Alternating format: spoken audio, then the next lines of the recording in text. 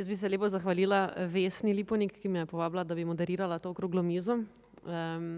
In ta ideja je v resnici, jaz ugibam, ampak mislim, da prišla iz tega, da se že zadnje celo leto pogovarjamo o tem, kako bi sodelavke skupaj jedle, da v teh prostorih nimamo skupne jedilnice, da nimamo skupne menze in da živimo v centru mesta in da se stvari zelo dražijo in si želimo, da bi pač obstajal nek prostor, kjer bi lahko pač zaposleni, študentke, študenti skupaj preživeli čas za malico in jedli kvalitetno in cenovno ugodno hrano.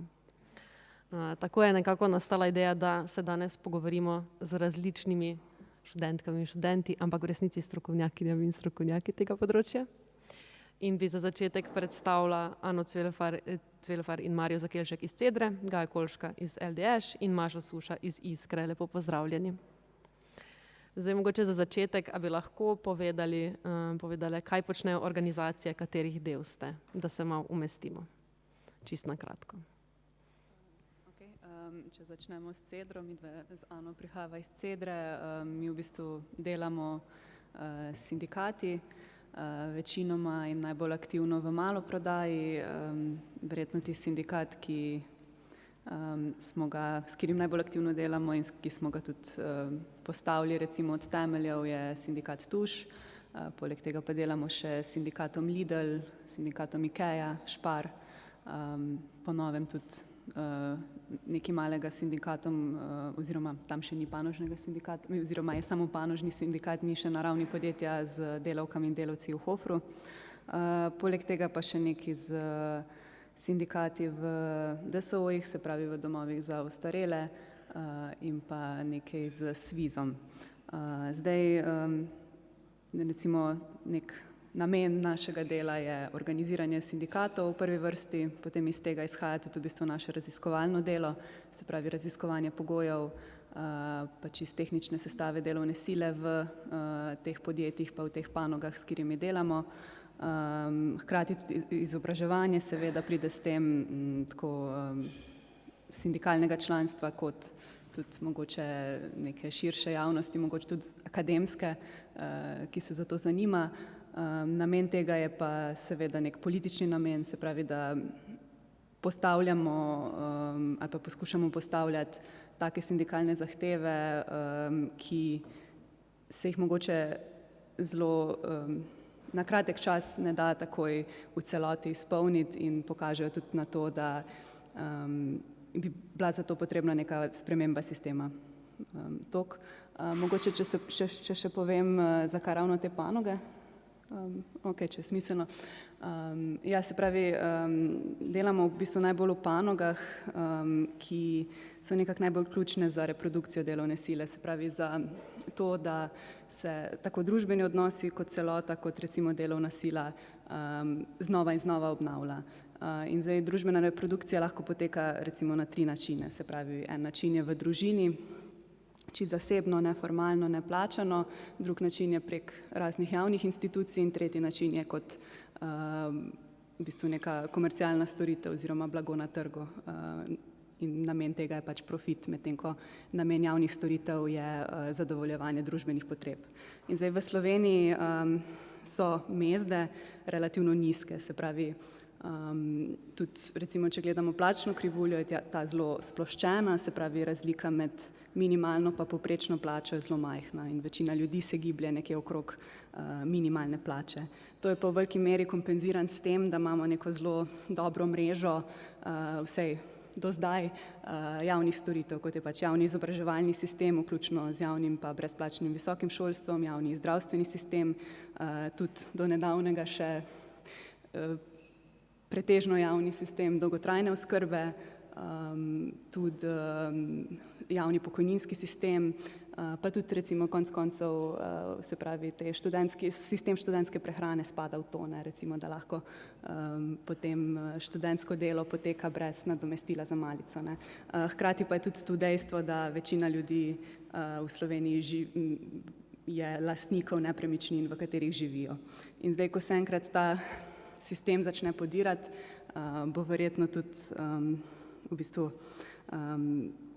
postala tako stanovanjska kriza na eni strani, ker bodo ljudje verjetno mogli začeti prodajati stanovanja, v katerih živijo, domove, v katerih živijo, zato da si bodo zagotovili storitve, ki, če ne bodo več javne, bodo tržne in bodo vedno dražje, postala vedno hujša, se zaostrovala, po drugi strani pa tudi v bistvu razmere na delovnem mestu. Zdaj, tretji način reprodukcije delovne sile, kot smo rekli, je pa tržen in sem spada tudi malo prodaja, se pravi prodaja nekih nujnih življenjsko potrebnih potrebščin, kot je hrana, higienske stvari in tako naprej, se pravi to, kar rabimo vsak dan.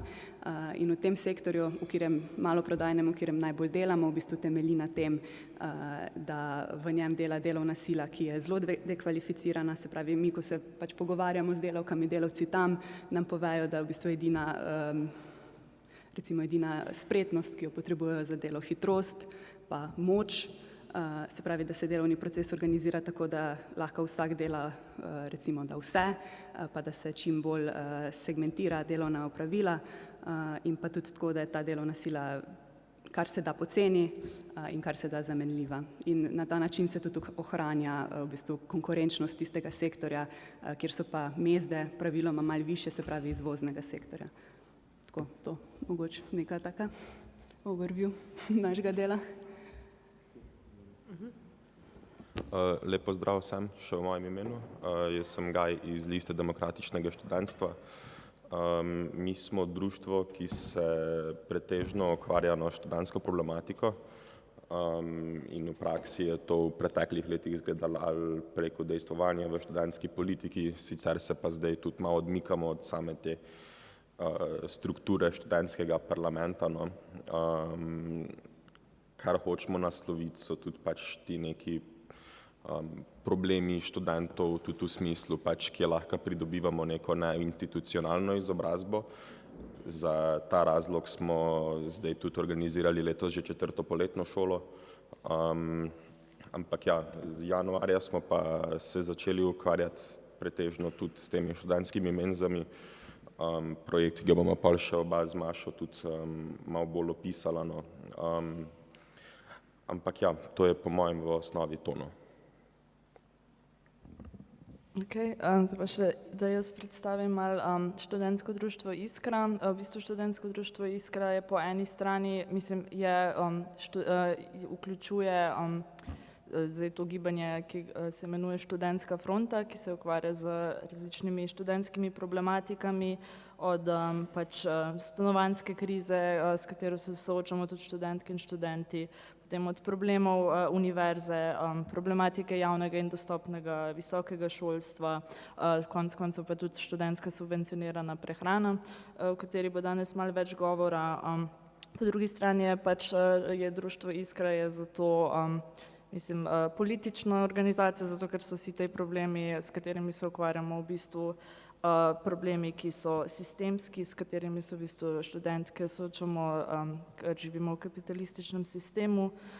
Zdaj, društvo Iskra pa sicer tudi del društva je tudi delovni odbor za feminizem, kjer pa v bistvu primarna stvar, ki jo počnemo, je, da organiziramo protest, vsakoletni protest 8. marca. To je pa, mislim, da to zaenkrat. Hvala. Hvala za predstavitev vseh organizacij. Mogoče še čisto na kratko, pa če gremo zdaj v drugo smer, kako bi se sebe pozicionirale v delavskem in študentskem boju oziroma kako bi v bistvu se opredelile svoje mesto tukaj. Mislim, po mojem to, da ta pomemben poudarek se mi tle zdi, da kot študentke se v bistvu študiramo zato, da, mislim, se izobražujemo zato, da bomo pozneje lahko vračali družbi s svojim delom, tako da na ta način se lahko dojemamo tudi kot delavke, po drugi strani pa študentke tudi opravljamo študentsko delo, ki je tudi ima pomanjkljivo ureditev in smo pomanjkljivo ščitene, zato so pač ta vprašanja se tičejo tudi nas v tem smislu.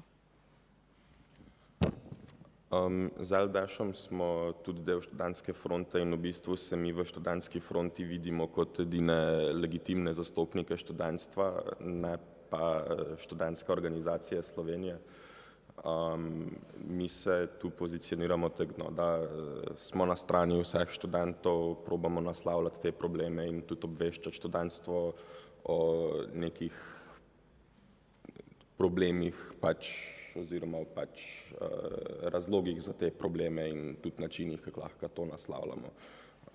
In tukaj sebe vidimo kot tiste, ki lahko tu pomagajo in izkoriščajo to svojo neko platformo, ki jo že imajo, da te stvari naslovijo. Sama kot članica CEDRE, hkrati pa tudi študentka, pa tudi delavka, bi rekla, mislim, da je treba prepoznati, da študentstvo ni enotna skupina, ni razred, in kot to bi rekla, da se pozicioniram na stran delavskega razreda, ne? In tudi zato se mi zdi smiselno, da delujem kot del CEDRE, Centra za družbeno raziskovanje, kjer smo v bistvu združeni tako študenti, študentke kot poklicni organizatorji, kot delavke in delavci, in tukaj skupaj probamo doseči neke družbene spremembe v prid delavstva. Ja, jaz se strinjam. Ja. No, če se zdaj premaknemo na samo problemsko polje, bi mogoče vseeno začeli s tem, kakšen je položaj študentske populacije v Sloveniji danes in kakšni so neki strukturni pogoji oziroma možnosti prehranjevanja bolj specifično.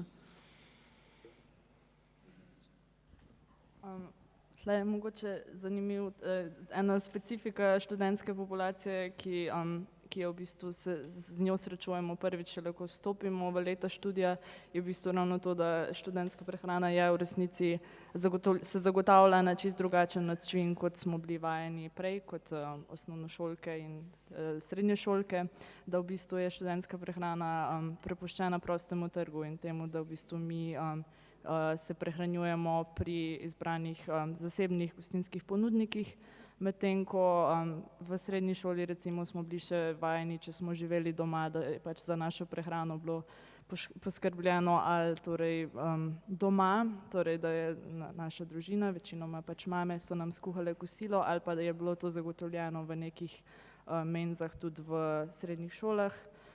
Tako da tukaj ta specifika je pa, da študente in študentke smo pa prepuščeni temu, da v bistvu jemo v restauracijah, kar pa se izkazuje za problematično mogoče. Tle, še tega za dodati? Ja, mislim študenti smo v taki zanimivi situaciji, no, ko na koncu dneva biti študent te dni pomeni biti prekarc in ne vem na pamet številke, no, ampak velik del študentov dela med tem, ko študira in se mora ukvarjati in prvo s faksom, ki je itak odvisno na kateremu faksu si sicer, no, ampak nekateri faksi res zahtevajo ogromno enega dela od tebe in pa da moraš še poleg tega delati, zaradi tega, da sploh lahko živiš, ker živiš v privatnem stanovanju, verjetno ne dobiš do posle v študentskem domu, ker zadnji je bil zgrajen leta 2006 in se tega problema tudi ne naslavlja zares in pol mora študent delati poleg vsega tega, kar že itak dela in to so kao najboljša leta našega življenja, ampak preživiš pol časa na faksu, pol časa na šihtu, da si lahko pol greš prvoščiti tisti burger za 5,5 € do plačila. Po tej podražitvi doplačila za študentsko prehrano se je tudi sicer za kak mesec ali dva, ne vem točno, kdaj so zvišali minimalno postavko, ampak za nekaj časa vmes je četrtina vseh ponudnikov študentske prehrane tudi imela dražjo doplačilo, kot pa je bila minimalna postavka za 1 uro študentskega dela. In to so stvari, ki mogoče ne dobijo dovolj pozornosti in zato tudi moramo več o tem govoriti. Pa mogoče isto vprašanje tudi za vaju, kakšen je pa položaj delavstva in kakšne so možnosti in strukturni pogoji prehranjevanja za delavke in delavce? Ja, v bistvu mi dve imamo čist sveže podatke za Lidl in Tuš, zaradi tega, ker smo v oktobru in novembru v obeh trgovinah naredili anketo med delavci pa delavkami glede pogojev dela in recimo v Lidlu je anketo to rešilo 87 delavk in delavcev, v Lidlu in od teh jih zgolj 53% hodi vsak dan na malico. 42% jih pravi, da se pravi odmora za malico ne koristijo. Glavni razlogi so pa v bistvu to, da nimajo časa, da imajo preprosto preveč dela za narediti in da če bi hodili na malico, bi delo ostajalo, kar pa si pač ne morejo privoščiti. Še mogoče dva zanimiva podatka iz Lidla sta ta, da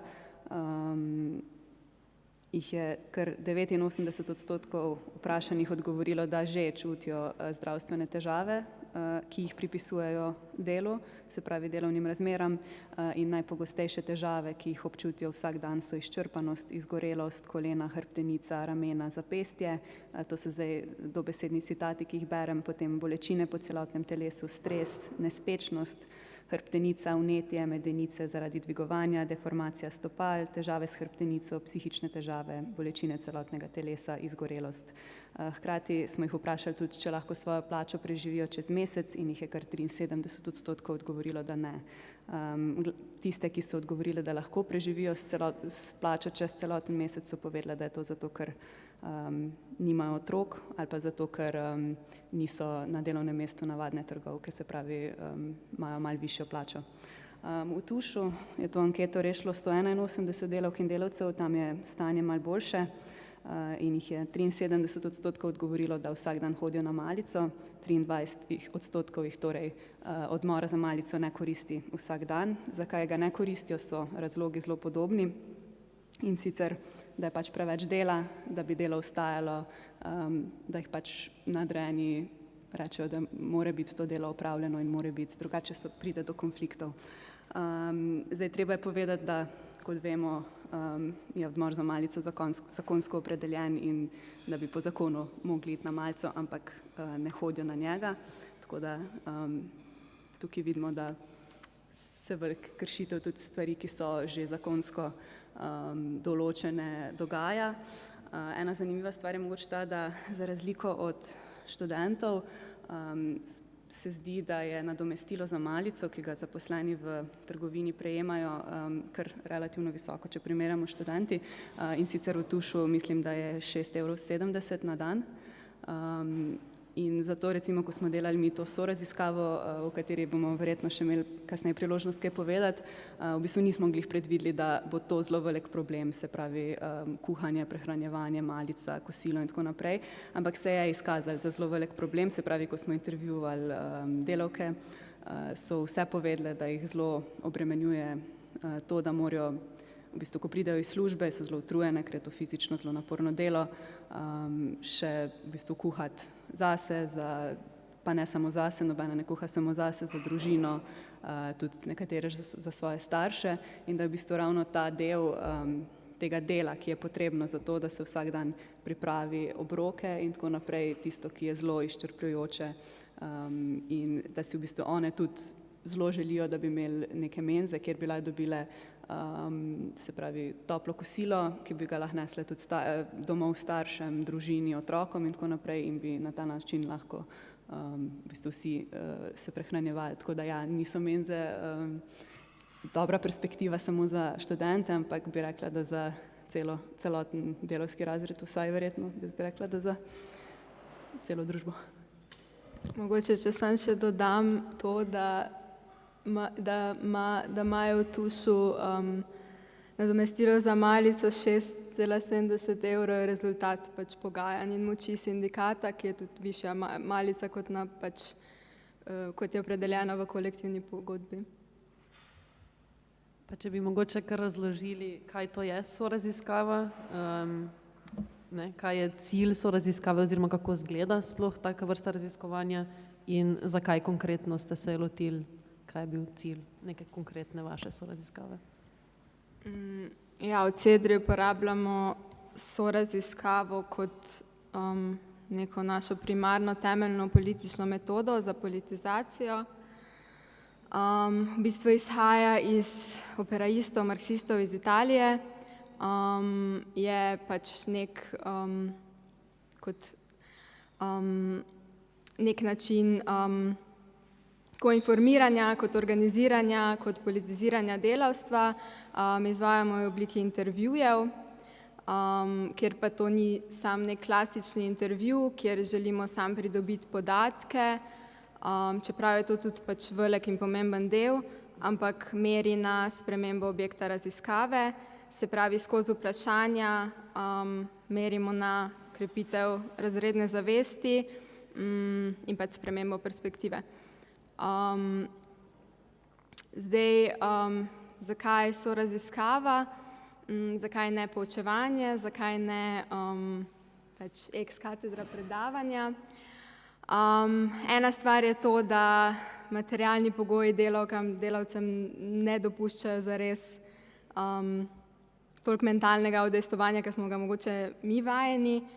Čist primer iz intervjuja, najprej imamo še to, najprej smo spraševali, če imajo prosti čas, a tudi ob nedeljah, ko si rekla, si spočiješ, če kuham, ne, nimam ga, si sploh kdaj spočiješ, ne, to je, če se mogoče naprej navežem, to, kar je Marja govorila, ne, nimajo prostega časa, še ko pride domov kuhajo, ne. Ampak tu na koncu, to, kar je odebeljen, ne bereš kaj doma, recimo, ne, ker takoj zaspim, in to je zelo pogosto. Ta odgovor. Po drugi strani pa je neka naša teza, da se delavke maloprodaje, s katerimi delamo, znanjem srečujejo kot instanco zatiranja, ker same ne dojemajo, mislim, so same kot same samo izvajajo ukaze, njihove poslovodje področne pa dojemajo kot tiste, ki pač izdajajo ukaze in bi mogoče lahko tudi ta predavanja, mi, ko pridemo tja, pa mislimo, da vse vemo, pa smo tam neka avtoriteta delovali kot kontraproduktivno, ker se pač v vsakodnevnem življenju srečujejo na tak način s tem. Ja, in zdaj na mesto poučevanja, soraziskovanje. Ko sem rekla, je to metoda političnega dela z delavstvom. Po eni strani s tem dobimo informacije, ki so zelo pomembne za to, da znamo, da vemo, kaj se dogaja, da se tudi lahko vključimo v njihove boje, da poznamo situacijo, da nam zato tudi bolj zaupajo. Po drugi strani pa pač meri in skuša pač naslavljati ne samo teh ozkih ekonomskih zahtev, kot je recimo višja plača, višja malica, take stvari, ampak tudi na neko politično spremembo in tudi na spreminjanje zavesti. Ja, in konkretno, mogoče še ena stvar, ki je tudi pomembna, je to, da se tu čist materialno soraziskava poteka na tak način, da se pač sprašujejo vprašanja, tako v intervjujih. Ne poučujemo, ne govorimo, kaj bi mogli vedeti, ne govorimo, kaj govorijo narobe, česa ne vejo, ampak v bistvu skozi vprašanja poskušamo dobiti neko drugo perspektivo, poskušamo priti do tega. Ne vem, tu je čist en primer iz intervjuja. Eno vprašanje, kaj te žene, da delaš z dano stopnjo intenzivnosti, zakaj ne delaš bolj umirjeno, je mogoče opraviti delovni proces, če delaš bolj umirjeno.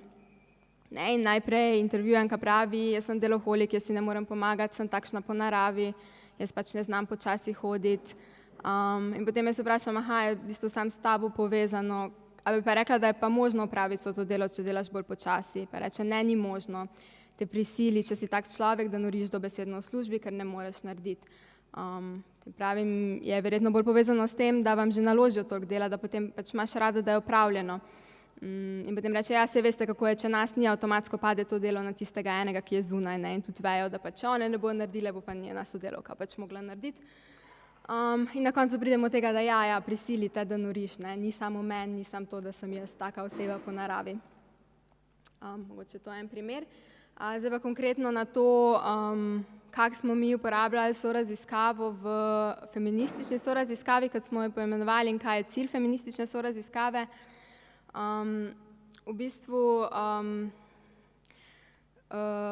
cilj, ki smo si ga pač za to zadali in ki potem ga nekako poskušamo priti do njega skozi cel intervju, je to, da vzpostavimo zavedanje pač povezanosti tega, kar se dogaja njim na delovnem mestu, s tem, kar se dogaja doma, z delom, ki ga opravljajo na delovnem mestu, z izkoriščanjem, ki se dogaja na delovnem mestu, da to povežemo z reproduktivno sfero in vsem pač neplačanim delom, ki ga opravljajo doma in da se nekako pokaže, da je ta strukturna odvisnost reprodukcije z pač produktivno sfero v kapitalizmu.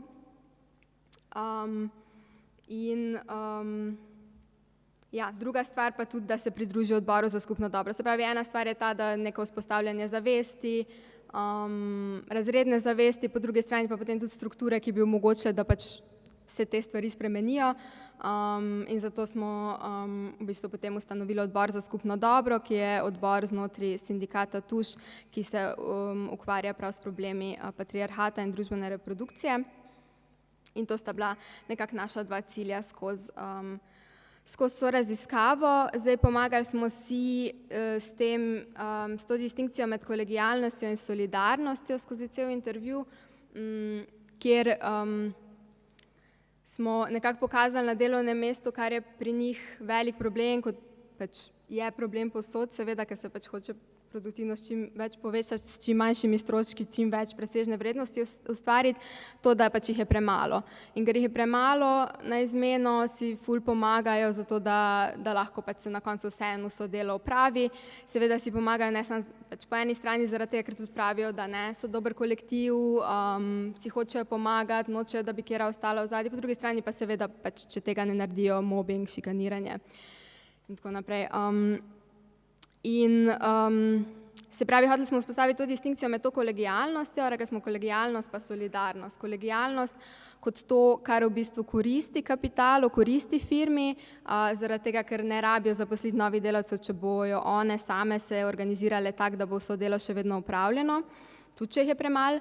Po drugi strani pa solidarnost. Solidarnost smo pa rekli, da je to tisto, kar v bistvu so uspele narediti, ne, recimo to, kar so uspele narediti, da so uspele zvišati malco nad kolektivno pogodbo, ker so šle naprej in so rekli, da pač ne bojo, niso zadovoljne s pogoji, zvišati plačo. Se pravi, se povezati v sindikat in narediti nekaj, kar dejansko koristi njim.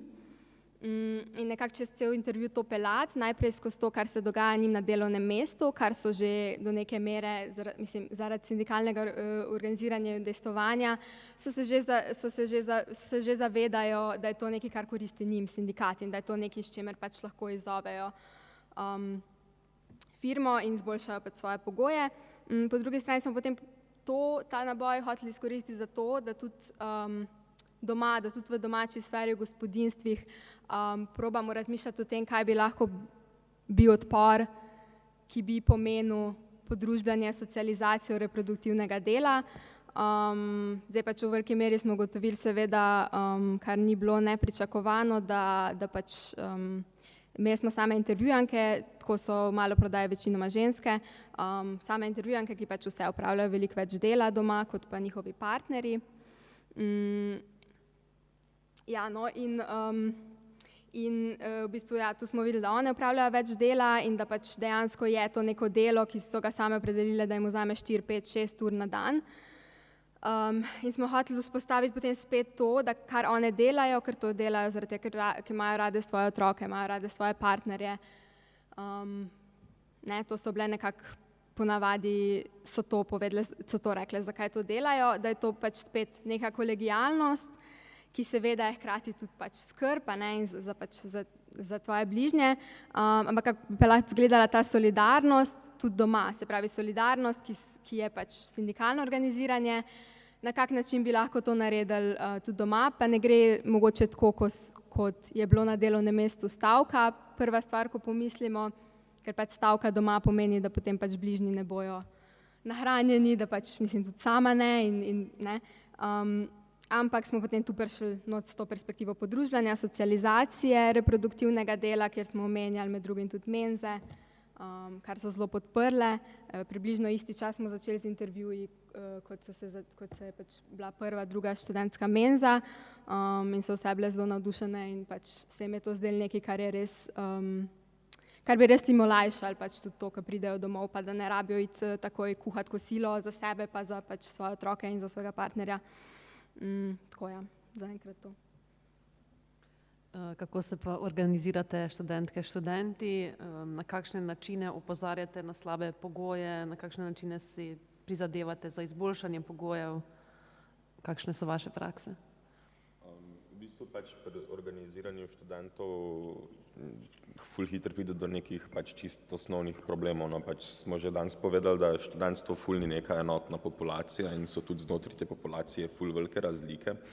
Tako da imaš ljudi, ko jih ti problemi niti se ne dotaknejo, imaš pa tudi ljudi, ki so že itak navajeni, da je to neko prehodno obdobje in pač sej sam te 3 leta zdržim s temi slabimi pogoji, s tem dragemu stanovanju, slabo plačanemu šihtu, pa ne vem kaj vse. Ampak v resnici pač tudi potem, ko končaš faks, si vseeno prvih par let skoraj da obsojen na neko prekarno življenje, tudi če nimaš, mislim pač, če nimaš zares neke ful sreče tukaj. In mi smo se odločili, no, zdaj pač 1. januarja se je zvišala cena doplačila iz 4,17 na 5,5 €. In takrat je pač to nas tako malo razjezilo. Smo razmišljali, kaj lahko sploh tukaj naredimo in smo nekod prišli do ideje, da bi probali narediti pač neko menzo, ne, da bi mi kot študenti se dobili, prva je bila na filofaksu, smo se tam dobili ob 8-9 zjutraj, narezali fulene zelenjave in skuhali 2 lonca veganskih obrokov, mislim, da krompirjev, golaž, palečino, juho takrat. In smo nahranili 150, mogoče malo več študentov takrat in smo se z njimi tudi pogovarjali med tem, ko smo kuhali pa jim talali hrano. Takrat smo tudi celo imeli še novinarsko konferenco, ki je tudi dobila pač nekaj pozornosti. Ampak to naše delo je vseeno moglo na nečem temeljiti, ne.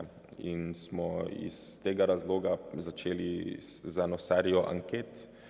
Na prvi anketi smo čist nasplošno pač malo spraševali, kako bo zdaj to podražanje bonov vplivalo na prehranjevanje študentov. In smo prišli do ugotovitve, da 5% ljudi bo čist nehalo bone uporabljati, zaradi tega za 5% ljudi se nič ne bo spremenilo, ampak mislim, da več kot 50% ljudi je pa reklo, da bo bistveno zmanjšalo porabo bonov, zaradi tega, ker sistem pač ni več vzdržen, da bi se redno prehranjevali prek tega.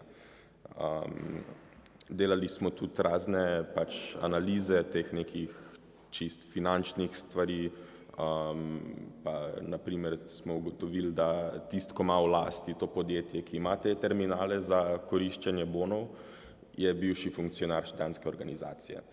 Poleg tega pa dobi tudi študentska organizacija na vsak bon, mislim, da tam 3 cente, kar se tudi kar nabere lahko denarja prek tega, poleg tega, da tudi dobivajo denar od ministrstva za to, da imajo svoje inšpekcije in pošiljajo svoje inšpekcije naokoli, ki so pač večino časa popolnoma neučinkovite, razen če se hoče zapreti eno menzo, kot so zaprli eno menzo za Bežigradom, ker je bila 1 uro premalo odprta. In pol prek tega smo lahko mi zares razumeli, kako ta sistem deluje in smo lahko tudi dokazali, da ta sistem pač sam po sebi ni zares vzdržen. Smo pa pol po 3. menzi, torej na 4. smo jo organizirali na placu in smo tam imeli skupščino, kjer smo se pogovarjali o študentski prehrani in smo v resnici tudi par ljudi je povedalo svoje izkušnje iz tujine. Zato, ko mi kot študenti ful veliko poslušamo, ko se brani sistem bonov, pač, da smo edina država na svetu, ki ima ta sistem in da je to nek luksuz in da je to ne vem kaj, ampak mogoče z razlogom smo edini, ko to imamo. Zato, ker v vseh drugih državah po Evropi razvitih, kao Tekomija, ne, imajo oni menze, kjer lahko ti ali za ston ali pa za par evrov dobiš 3 obroke na dan ali pa 2 obroka na dan, ki so pač polnovredni, zdravi dejansko, tam se tudi zagotavlja za razne pač prehranske težave, za ljudi s celiakijo, se veliko lažje prek teh nekih inštitucij, če niso privatni ponudniki, te stvari uredino. Do zdaj smo pač izpeljali teh 6 menz, kjer smo pač na vsaki nahranili vsaj 100 ljudi in se z njimi pogovarjali in tudi zvedeli fulenih različnih stvari od njih. Naredili smo pa tudi eno peticijo v podporo menzam, kar pa je zelo smešno, je, da je študentska organizacija po parih mesecih objavila svojo peticijo, proti ukinitvi bonov, čeprav noben od nas ni nikoli rekel na glas, da bomo ukinali bone, ker itak bo najbrž Ministrstvo za finance ukinilo bone, ampak to je čisto druga stvar. No. In so to peticijo tudi med drugim dali ljudem podpisovati na Škisovi tržnici zvečer, kar je itak samo po sebi problematično. Ampak ja, no, organiziranje študentov je taka res zanimiva stvar, no, ker ta aktivacija konstantno neko tovaluje, pač pada in narašča in v bistvu se vsaj meni zdi, no, da je tako, kar se tiče neke množične aktivacije študentov, smo v tem zadnjem obdobju imeli vrhunec takrat, ko se je zasedalo kampus par let nazaj in od takrat naprej je in s covidom in vsem ostalim, kar se je dogajalo, vse malo upadlo, no. Ampak tukaj pač se tudi pol vedno posluša o tem, kako so mladi te dni ful preveč apatični in ne vem kao vse, ampak ne vem, meni se tukaj vedno zdi, da smo mogoče malo preobremenjeni z raznimi informacijami in z vsem, kar se dogaja in je pač težko slediti vsem zadevam in se je tudi zaradi tega težko aktivirati. Zaradi tega, ker ful hitro padeš v ta nek cikl cinizma, iz katerega se je pol ful težko ven spraviti in to poskušamo nekot narediti. Jaz se pridružujem temu, kar je Gaj povedal, bi pa mogoče sem še izpostavila to, kar se mi zdi ključno pri samem trenutnem sistemu študentske subvencionirane prehrane, torej bonom, in zakaj pač zakaj mi vidimo bolj ustrezno rešitev v obliki javnih študentskih menz. V bistvu je sam sistem bonov je v bistvu ustvarjen na ta način, da bi nas razbremenil tega dela, da si moramo kuhati sami in pač, ker za to po eni strani ni časa, po drugi strani imamo to neko infrastrukturo oddaljeno od teh kraja študija oziroma lokacije študija, pa tudi pač, ne vem, recimo v študentskih domovih, nekateri študentski domovi niti nimajo kuhinj, tako da z tega vidika je ta nek sistem javnih menz, mislim sam sistem prehrane, tako da ni na nas, da je za to poskrbljeno, da ne opravljamo tega dela sami. Ampak v praksi se pa izkazuje, ne, da, kot je že Gaj izpostavil nekatere pomanjkljivosti, da je pač da ta sistem se ne koristi na tak način, torej da v bistvu sploh na bone se ne je vsak dan, ni tako, da bi pač služili tej svoji funkciji, zato ker najbolj dostopni obroki so tisti brez doplačila oziroma najcenejši so ponavadi neka hitra hrana, tako da to se še največ koristi, ni pa to nekaj, kar bi služil da bi pač to bilo dobro niti za bodoče zdravstveno stanje študentske populacije, ker večina obrokov se pa giblje tam okoli maksimalnega doplačila nad 5 evrov. To je tudi zelo očitno recimo v Ljubljani, kjer gostinska ponudba predvsem služi turistom in zato je pač da je ta sistem oblikovan na ta način, zagotovo ne moreš služiti študentom in študentkam. V samih javnih menzah, ki bi bile pa pač državne, se nam pa zdi, da bi bolje se dali poskrbeti za to, tako za neke prehranske posebnosti in alergije, kot je že Gaj govoril, potem pa tudi vidimo, da bi ta sistem lahko proizvedel tudi manj od prehranskih odpadkov, da bi se v njega lahko vključevalo več sezonske, lokalno pridelane hrane. Takšne stvari smo v bistvu izpostavljali. Ja, jaz bi v bistvu sam še dodal, no.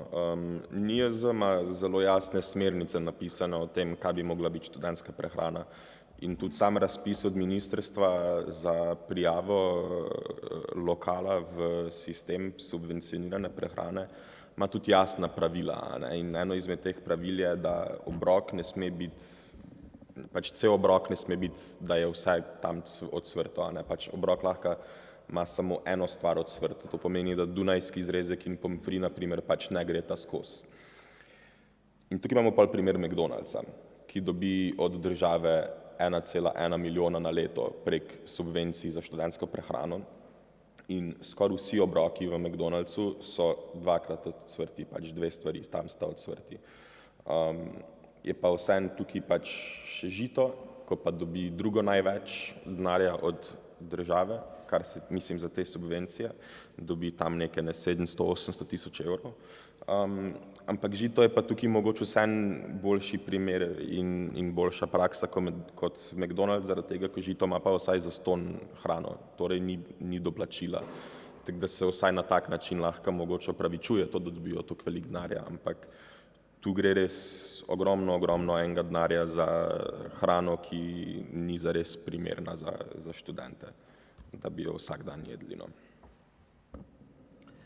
Zanimivo je, da po eni strani ni infrastrukture, torej smo na delovnih mestih ali pa na fakultetah, kjer pač ni te infrastrukture, ni prostora za malico, ni menz, živimo v stanovanjih, ki niso za to opremljena. Po drugi strani pa infrastruktura je obstajala ali pa obstaja.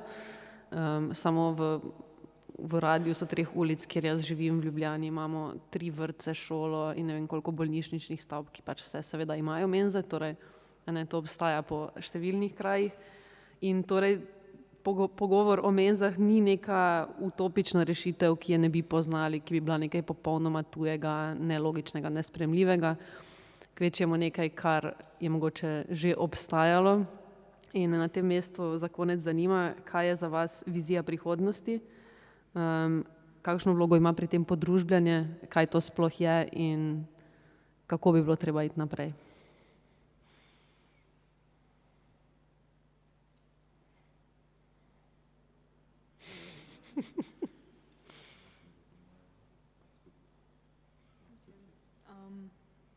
Mislim, vizija, Cedrina vizija je pač sprememba sistema, socializem. Podružbljanje je pač ključen del tega. In mislim, da imamo na eni strani pri podružbljanju, pri neki feministični perspektivi nek moralen element pri tem. Ženske upravljajo več tega dela, ženske velikokrat ostajajo doma ali pa delajo bolj pač v prekarnih zaposlitvah ali pa delajo za polovičen delovni čas, ker upravljajo toliko dela potem doma. To je pač ena stran tega, druga stran tega pa izhaja iz dejanske politično-ekonomske analize in to je pač to, da je kapitalistični sistem strukturno odvisen od neplačanega reproduktivnega dela ali pa podplačanega in slabo plačanega reproduktivnega dela, neskrbstvenega in gospodinjskega, tako pač v javnem sektorju, v privatnem sektorju kot doma. Tako da mislim, da je pač znotraj tega sistema vizija podružbljanja zelo omejena. In tudi pri nas izhaja iz pač zgodovine socializma, zato da še vedno imamo v taki meri vrtce, javno zdravstvo, javno šolstvo in tako naprej, domove za ostarele vedno manj in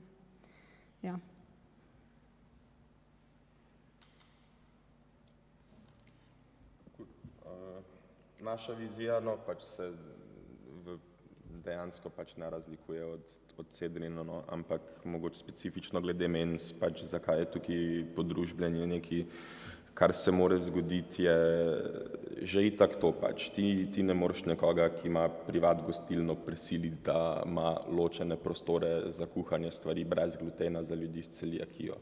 Ne moreš jih prisiliti, da ne delajo veganskih obrokov v drugi ponvi, ko jih so pripravljali noter meso, kar se pač tudi dogaja. Ampak to mogoče tudi ni največji problem. Gostinstvo samo po sebi dobi veliko ene pomoči od študentov, ki delajo od 10 do 12 ur naprej, pa so to res pač naporni, dolgi šihti in veliko študentov dela v gostinstvu in veliko študentov je pač do nedavnega, ko so si mogoče malo prešli gor, da morajo malo več plačati. Jaz sem na primer delal v eni kuhinji v pizzeriji za 6 evrov na uro, 12 ur na dan, ne parkrat na teden. In že samo po sebi delo tam je nevzdržno. In zdaj, če bi mi imeli neke podružbljene menze, kjer pač se lahko malo bolj šurejo te stvari in smo lahko malo bolj previdni s tem, koliko dela dejansko morajo opravljati ljudje in koliko so plačani, že sami iz tega pač lahko pomagamo večjim študentom, kot sistem zdaj pomaga. Po drugi strani je pa tudi to, da ta sistem prehrane pač ne more biti sam neka zmrzjena, uvožena hrana, ko je še enkrat pogreta ali pa še enkrat odsvrta. Tukaj je naša ideja taka, da pač se poveže z nekimi lokalnimi kmeti, z lokalnimi pridelovalci hrane, da se pomaga tudi nekim malim kmetom, ki mogoče zdaj nimajo toliko enih načinov za pridobivanje financ. In da se na tak način pač tudi zagotovi, da se je neko zdravo organsko pridelano hrano brez nekih dodatkov, pesticidov, bog ve česa vsega. In tudi sezonsko, da se v veliki meri lahko zmanjša pač ta količina potrate in tudi slabe prakse poljedelstva, ki se dogajajo zaradi intenzivnega kmetijstva. To je vse, kar bi lahko potencialno tak sistem tudi naslovil in okoli tega deloval. Ampak ja, tu je pač tudi nek potencial, da se uvede neko krožno gospodarstvo in da se od pekarn in podobnih trgovin pač njihove pekovske izdelke, ko so dan prestari in se ne smejo naslednji dan prodajati. Čisto redu kruh pač. Tudi to se lahko uporabi v teh menzah in se s tem tudi zagotovi, da se manj hrane stran vrže, kar je pač na koncu dneva tudi en dosti velik problem.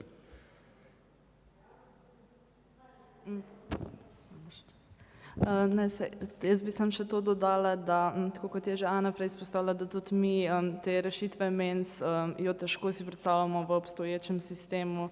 Konec koncev tudi, ko je bilo prej že govora o infrastrukturi, recimo imamo že obstoječo infrastrukturo, po eni strani že, če pogledamo študentske domove, imajo nekateri kuhinje, ampak ni neke prakse, da bi se torej posameznico razbremenili priprave hrane, da bi se kaj skupaj pripravljali in se na ta način porazdelili to reproduktivno delo, ker konec koncev vidimo prakse, da pač ima vsaka študentka svojo omarico, v njej zaklenjene svoje sestavine, svoje posode, torej ni tega trenutno, ni to neko zavedanje, do katerega bi lahko prišlo samo od sebe, ne, da pač se lahko na ta način razbremenimo.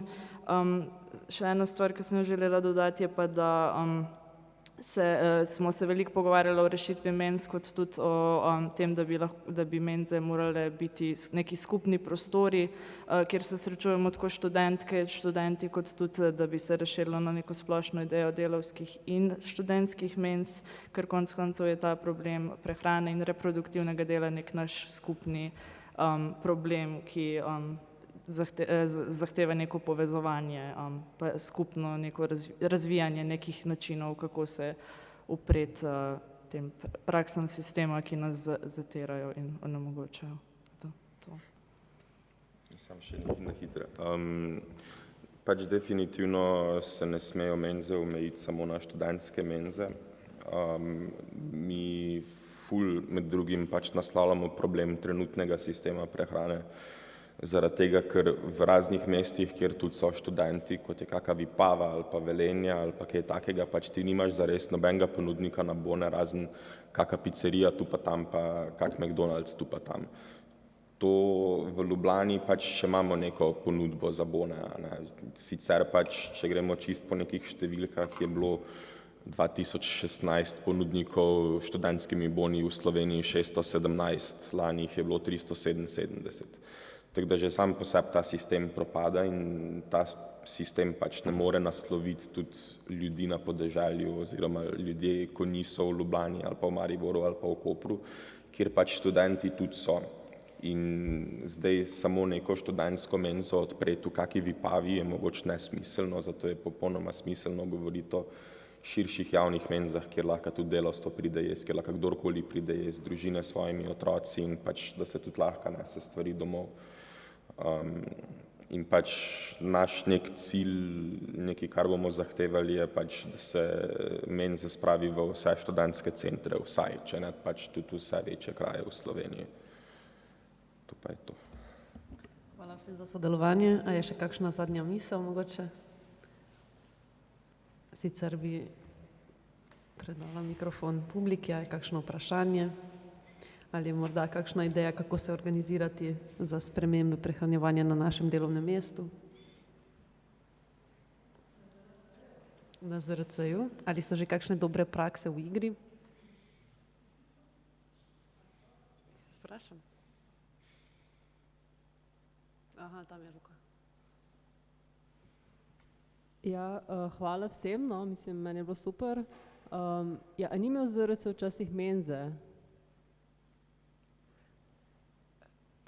Tukaj smo vsi premladi, da bi to vedeli. Ja, jaz sem slišala neko govorico, da tam, kjer je zdaj trgovina s čevlji, pa dizajnerskimi oblačili, tukaj dol na Novem trgu je včasih bila menza. Mogoče se pa motim. Ja, tako da, ne vem, mogoče bi lahko na naslednjem, senatu, zboru zaposlenih lahko izpostavili, da pač potrebujemo menzo. Ena stvar, ki sem se jaz naučila na zboru zaposlenih, v bistvu edina zaenkrat je, da lahko vsakdo skliče zbor zaposlenih. Tako da, Ivana, go for it.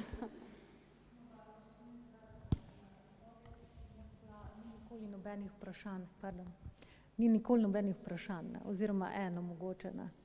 Tako da mogoče bi začeli za začetek več spraševati. Zdaj, če že imam mikrofon, imam še eno vprašanje, meni je bilo super zanimivo.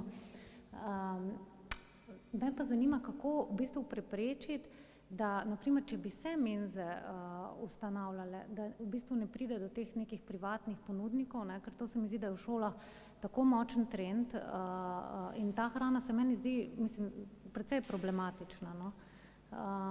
In ne vem, tudi kolegica mi je naprimer v ZDA, kjer tudi imajo šolske menze, imajo pač neke kartice in lahko otroci sami izbirajo, otroci sami izbirajo zelo nezdravo prehrano. Medtem ko če pa pač jih siliš za zdravo prehrano, pa pač ta hrana roma v koš. To je prvo vprašanje, drugo pa zelo se mi zdi zanimiv ta koncept soraziskave, ali kako ste imenovali. Ja.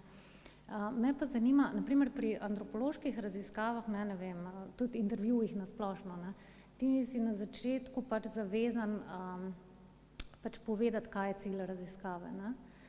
In zdaj na to, kar ste vidve povedali, kako v bistvu to eksplicitno povesta, da je cilj te raziskave sprememba stališč, ne vem, političnega prepričanja in tako naprej. Druga stvar pa je, zelo mi je zanimivo, ker imate to omenjeno ime, s kom je bila ta intervju narejen. Jaz sem pred kratkim sva s kolegom delala intervjuje v eni tovarni v Sloveniji in čist nihče se ni strinjal, mislim, v bistvu so bili intervjuji možni samo zato, ker so bili anonimni. In me zanima, kako je tudi s to anonimnostjo. No, to je zdaj malo izven teme, se opravičujem. Ja.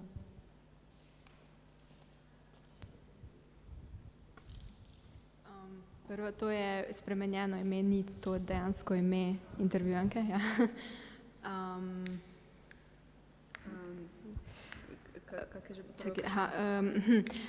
Ja, mislim, da je prva stvar, mislim, da je pač pomembna stvar to, mi smo politična organizacija, tega ne skrivamo, ko se pogovarjamo. Tudi ne rečemo, mi bomo zdaj na vas delali raziskavo, ampak mi se pogovarjamo, mi bi pač radi izvedeli neke stvari, pa pač da se bomo pogovorili, da vidimo, kaj se dogaja. Mislim, da to ni neka uradna raziskava, kjer bi, ne vem, ja, mislim, da je to čisto neka druga stvar, mogoče kot pa to. Nas zanima, kaj se dogaja, mi bi se radi z vami pogovorili o problemih, ki jih imate. Smo politična organizacija in imamo pač neka stališča in to je to, mislim, na tak način. No.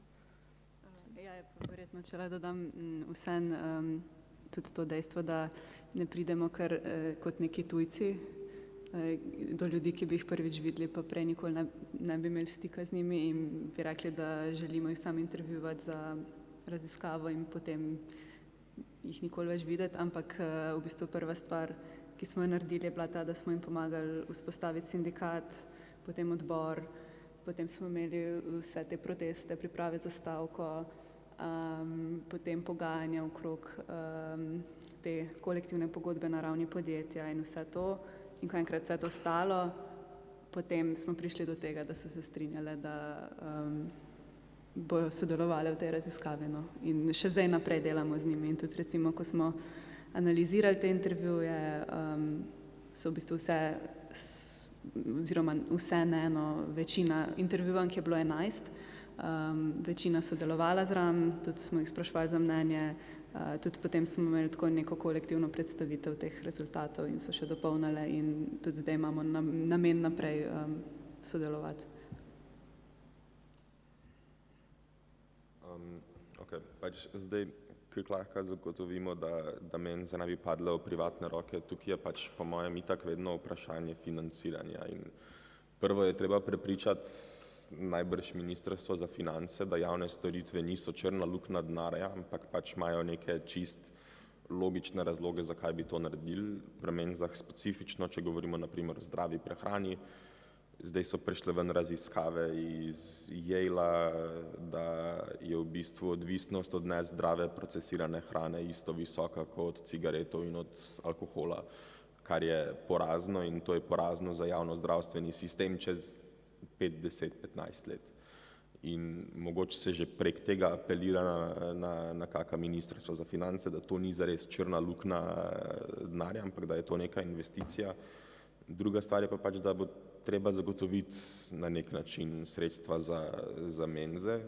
To smo mi prek raziskovanja prišli do zaključka, da v bistvu bi se celotno zadevo dost na preprost način dalo tudi dobiti za to ful enih sredstev od Evropske unije. Jaz sem naredil analizo teh ciljev trajnostnega razvoja Združenih narodov in Evropskega zelenega dogovora. Sistem menz bi pokril 11 točk v 4 kategorijah teh Sustainable Development Goalsov, ki jih je v resnici drugače 17, ampak se mi zdi to že kar pač lepa številka za en sam projekt. Poleg tega je pa tudi ena izmed glavnih 8 direktiv Evropskega zelenega dogovora. Poleg tudi pač to neko podpiranje krožnega gospodarstva, ko sem že prej omenil, pač, da bi se dal to na nek način uvediti tukaj, je tudi ena točka od glavnih, from farm to fork, narediti zdrav, sustainable sistem prehrane, ki pač tukaj ni omejen sam na študente, ampak te menze pač res naslovijo točno to točko in EU tudi namenja veliko svojih sredstev, da jih je toliko pa toliko procentov moramo porabiti za trajnostne cilje in to se definitivno da argumentirati, da je to. Zdaj pa kako zagotoviti, da bojo jedli zdravo hrano in da je ne bojo sam stran vrgli ali pa ne bojo šli sam nekam drugam jesti, je pa tekno, pač se obstaja zdrava hrana, ko mogoče ni glih dobra, ampak obstaja tudi zdrava veganska hrana, naprimer pač, ko ti sploh prvo ne opaziš, da je veganska, ker ti nič ne manjka, pa Ne opaziš, da je zdrava. ja, ne opaziš, da je zdrava, ker se ne zdi zares, ampak pač to je velikokrat pa vprašanje na nekih začimb pa načina priprave hrane in to se da po mojem tudi z nekimi dobrimi splaniranimi recepti tudi ta problem obideti, pač zaradi tega, kot če se res ponudi neko ful dobro zdravo hrano, folk bo šel to jesti. Zaradi tega, ko tudi s temi socialnimi mediji, pa dobro so veliko slabega prinesli, ampak tudi to sekiranje za samo podobo mogoče je katastrofalno za veliko ljudi, ampak nekateri ljudje pa vseeno zaradi tega začnejo malo bolj čuvati, kaj jejo in kaj delajo in mogoče tudi zaradi tega, ko itak ti health influencerji pa Instagram kuharji pa te fore so vedno bolj popularni in pač to so izvrstni zdravi recepti, ko se jih splača delati. Ja, pa tudi pač s promocijo se da pol narediti tak lep feeling, da je to nekaj fajnega in pol bo že kdo prišel. Še kakšno vprašanje? Kakšen komentar? Potem pa hvala gostjam za udeležbo, hvala občinstvu za poslušanje.